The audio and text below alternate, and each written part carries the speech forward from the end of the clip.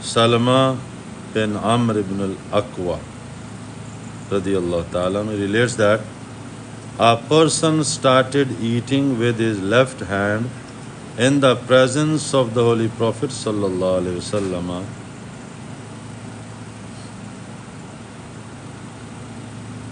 فقال كل بيمينك, and Prophet sallallahu alaihi wasallam told him, Kul biyaminik, eat with your right hand.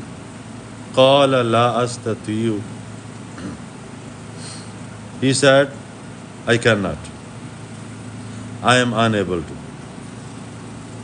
Qala lastatata. Prophet sallallahu alaihi wasallam said, you will never be able to. Ma mana'ahu illa al-kibaru fama rafa'aha ila fihi. He did not say that because of a valid reason or excuse. He said that out of arrogance. So Prophet ﷺ gently told him, eat with your right. He said, I cannot. And Prophet ﷺ immediately responded, you will never be able to. And after this, could not raise his hand up to his mouth. Allahu Akbar. Punishment of disobeying the Holy Prophet ﷺ. Out of arrogance, out of stubbornness.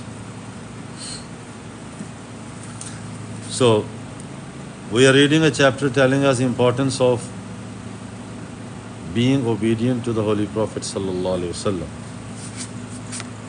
and he faced the punishment right away.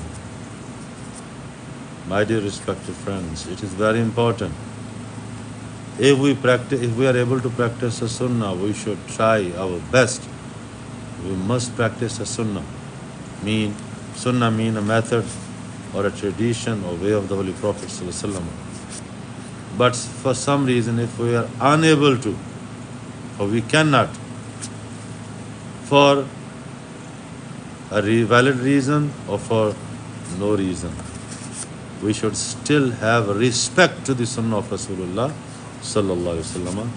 We should not ignore it or belittle it or pass remarks about it which will show some sort of disrespect. All this is dangerous. Second thing we learn from this incident, that when someone tells us something out of sincerity,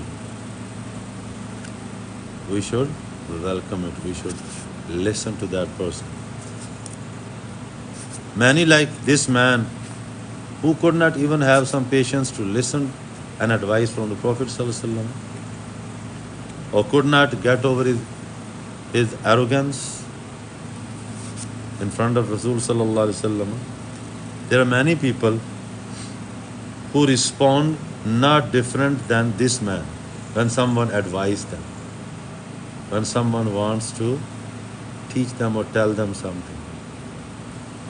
They respond like, you know better than me. Whether they're right or wrong, but their response or impression is not a thanking impression, like, okay, my brother, okay, I may be wrong, you tell me. Instead of that, they say something similar to what this man said.